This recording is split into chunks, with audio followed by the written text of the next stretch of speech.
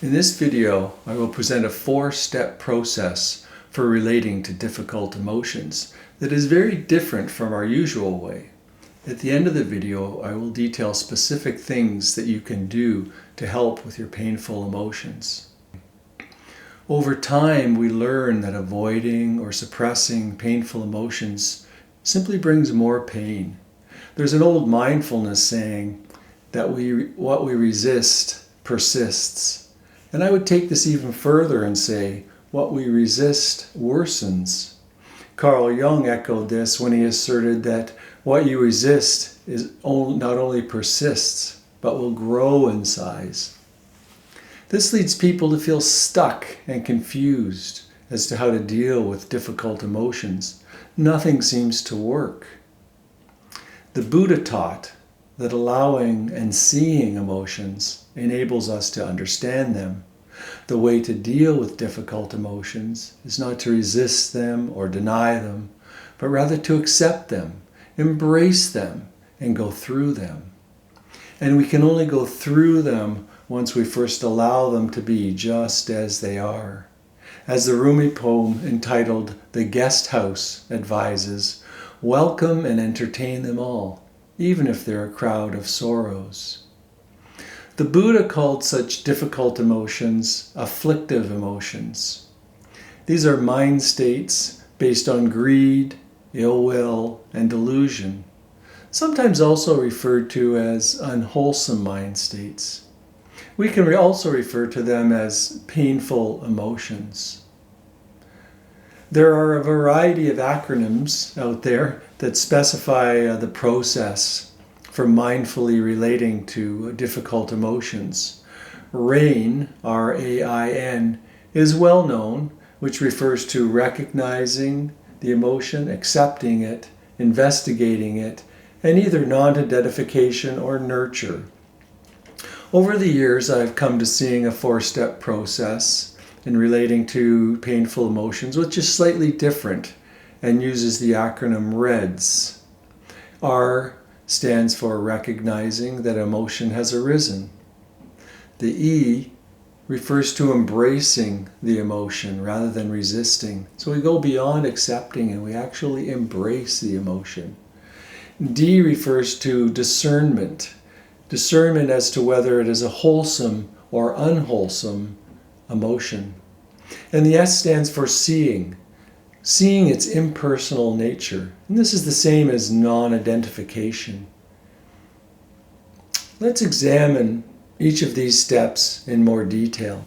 First, recognizing that an emotion has appeared. This is a crucial step because we can only work with emotions if we recognize them first. If we are unconscious of the emotion and we're lost in thought, we'll miss the arising of an emotion. Oftentimes we're not aware of difficult emotions until they are causing serious distress. When we're present with our moment-to-moment experience, or the present moment, we can recognize that an emotion has arisen early on before we are carried away by it in suffering. This recognition can involve a subtle and steady awareness of the present moment. Often emotions can be just below the surface and go unseen. We can be going along through our day and suddenly notice that our mood has shifted and we wonder why. This is often due to the appearance of an unseen emotion hovering just below the surface of awareness. One important way that we can tune into our emotional state is by being present in the body. For me, when a strong emotion arises, I can immediately feel the tension in my body. Another way that I found it helpful to recognize that an emotion has appeared is to know when I'm slightly feeling out of ease or out of sorts. Obsessive thinking can be another telltale indicator. These are signals that you can see. They can kind of serve as a mindfulness bell, a reminder to look and see what is here. Usually when we look, we see that there's an emotion. present. The second step, E, stands for embracing the emotion. Most often we deny, avoid, or numb ourselves to difficult emotions. We want to get rid of them and avoid them. Other times we may try to control the situation, and we get stuck replaying them endlessly in our minds. I purposely use the word embrace here rather than accept, as is usually used, as I feel it takes us closer to being with the emotion. We can accept an emotion, but still view it as over there. Embracing an emotion means that it's not at a distance from us, but rather we're one with the emotion. We're bringing it right here. What does embrace mean in terms of emotion? It doesn't mean wallowing in them or justifying them. It simply means fully acknowledging that the emotion is here, accepting the fact that it's our current experience, and completely allowing and embracing it. As we will see later, it doesn't mean that we don't act. Acceptance and embracing are not passive resignation.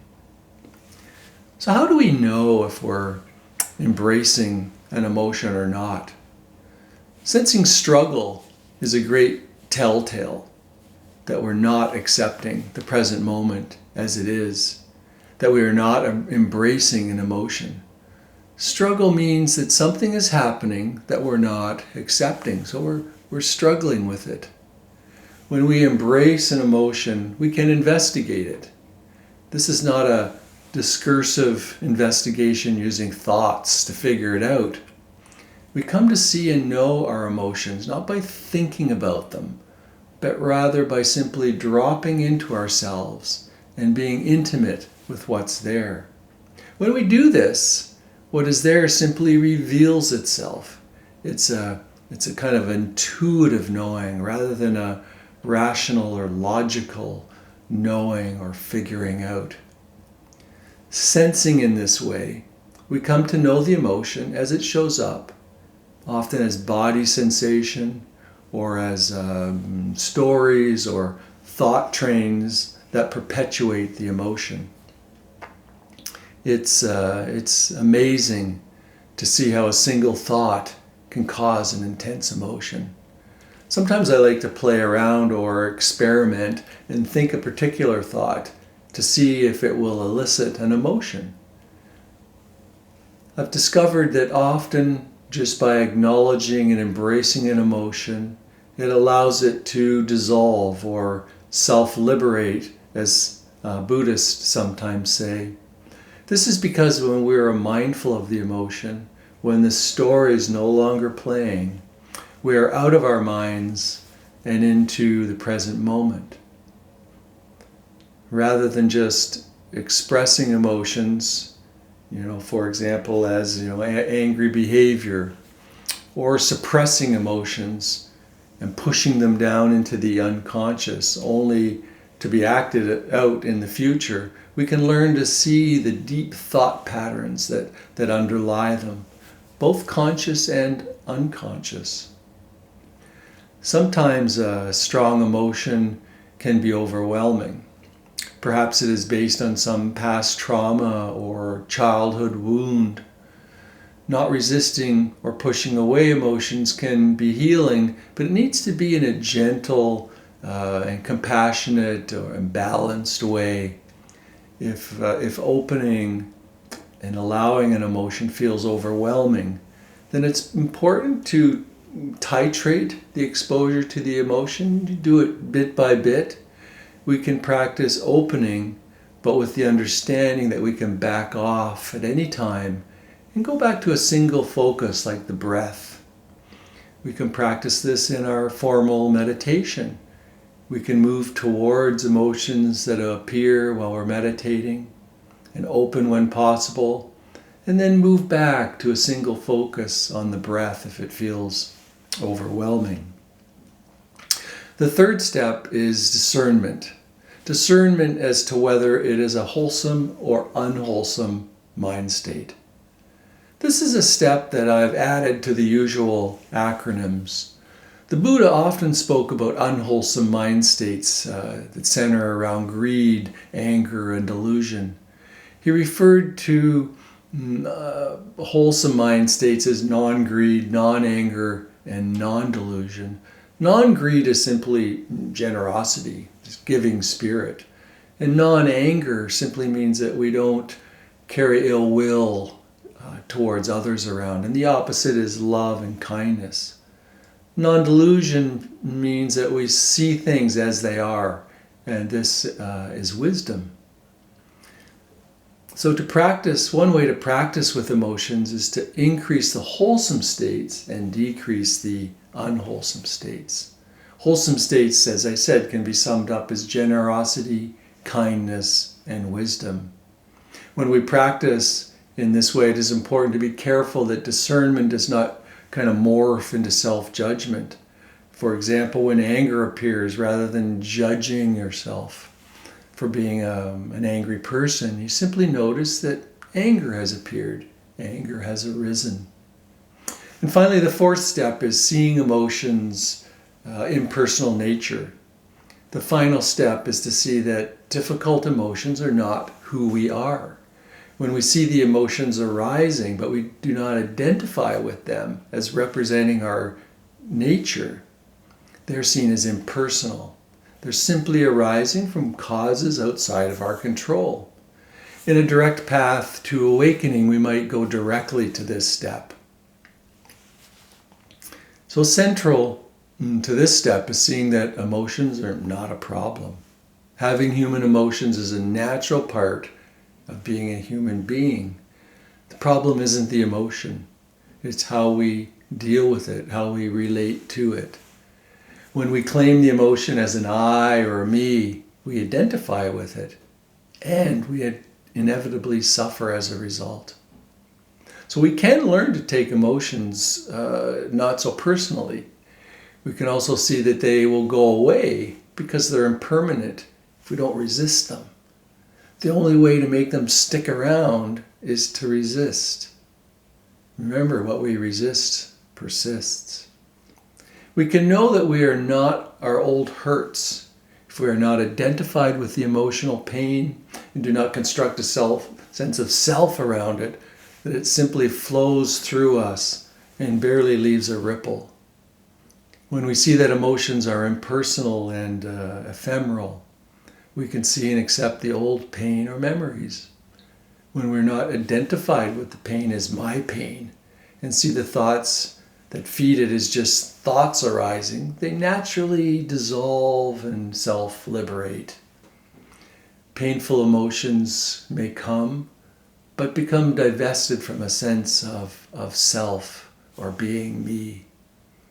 In closing, let's look at how to practice dealing with painful emotions. This is key. When we can practice this way of being with emotions in our formal meditations and any time throughout the day. One way that I've found useful is to watch my emotions float through my mind and body like clouds float through the sky. I let go of the resistance to feeling them. And when I do this, I begin to see that even if storm clouds float through the sky, or which is my being, it's unaffected. Another way to practice with painful emotions is to practice rephrasing. For example, when an emotion such as, let's say, anger happens, rather than saying to yourself, I am angry, we rephrase it and say, anger is present, or anger has arisen. This simple practice can be helpful in disidentifying with the emotion. You begin to see that the emotion is not yours. It's just an emotion arising due to causes that you have no control over. When a difficult or afflictive emotion arises, can we see it as a gift, an opportunity to practice and transform? We have this wisdom within us. Often it is just a matter of calling it forth. This may sound difficult, and sometimes it might be, but we can try it in our practice. When a difficult emotion visits, simply say to yourself, I welcome this motion, as a Dharma practice. This is something that we need to practice over and over again. How often do you think of practicing in this way? For example, when you're caught up in anger, do you stop and reflect in this way? If you practice in this way, it will soon become a natural way of responding to emotions rather than being controlled by them. We begin to appreciate that when a painful emotion arises, it has the potential to liberate and heal us. It has a double benefit of providing a path to awakening and not living out past wounds. Instead of being caught and lost in an emotion and identifying with it, we see it for what it is. Finally, we can reflect on how insignificant a difficult emotion is within the whole scheme of things. Often we get caught in kind of a narrow mindset, and we can instead make some inner space and place the emotion within the larger context. I hope you found this video helpful in moving you towards mindfully relating to difficult emotions. If you have any questions, please feel free to leave a comment.